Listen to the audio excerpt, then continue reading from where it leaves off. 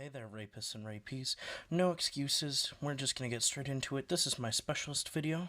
Hope you guys enjoy it. We are overviewing all non-lethal and non-active lethal specialists. So basically anything you can't control, how you kill with it, or if it kills or doesn't kill at all, you just can't control it. So that's what I'm going to be talking about today. If you want to see a guide on my lethal specialists, check back in my channel. It should be there for you guys. I appreciate you guys giving me the time. Here's the video. The first specialist we're talking about today is Recon. Recon has a vision pulse goggle headset and a Recon dart. The dart illuminates a certain portion of the minimap, giving you a mini UAV. Being extremely useful and adaptable in all game modes, I really enjoy Recon, especially in Search and Destroy. Being able to have that minimap, even for a limited amount of time, be illuminated as a mini UAV is very useful. And in Hardcore, again, comes back to help you even more with both those goggles and Recon dart, improving the amount of limited information you would have had. And as I continue to talk about supporting your team, not just through information, we have Crash.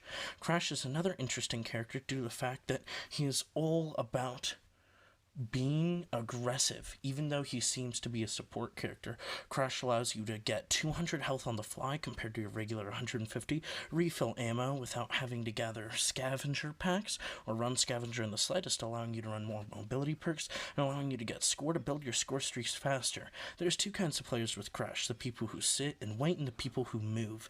Everyone I play with moves, and moves.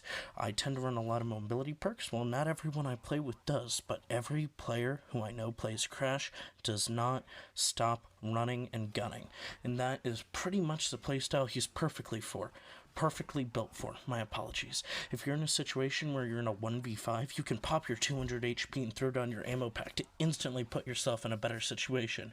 If you are pushing up against a flag where you know you're going to lose, but you pop your 200 HP mid-gunfight, boosting both your teammates and yourself back up from low HP, you bring yourself out of a situation that you shouldn't have won. Being able to use Crash, while infuriating, through tight communication with your teammates has saved me thousands of times where I'm mid-gunfight and a great teammate who heard me say help pops us 200 HP, allowing me to win and giving us a better situation through the game, allowing me to achieve my score streaks or put us at an advantage in terms of life count in either Search and Destroy or Control. Crash allows a good player to dominate the battlefield and a bad player to be able to help his team even if he isn't contributing much in the way of kills. The next character I'm going to be talking about is Zero. Zero is pretty much the exact opposite of Crash. He's used by players who like to play it slow, and she's extremely infuriating. Her right button, or her specialist gadget, is an EMP grenade that destroys enemy score streaks and gay bullshit like tripwires, shields, and barbed wire. Sorry for the cut there, there's a little bit of lag in my mic.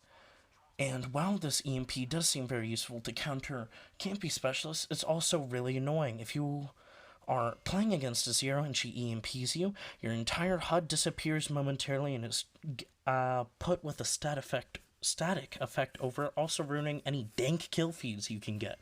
And while that static effect is above, you cannot differentiate between who is a teammate and who isn't, which has let my teammates get killed hundreds of times.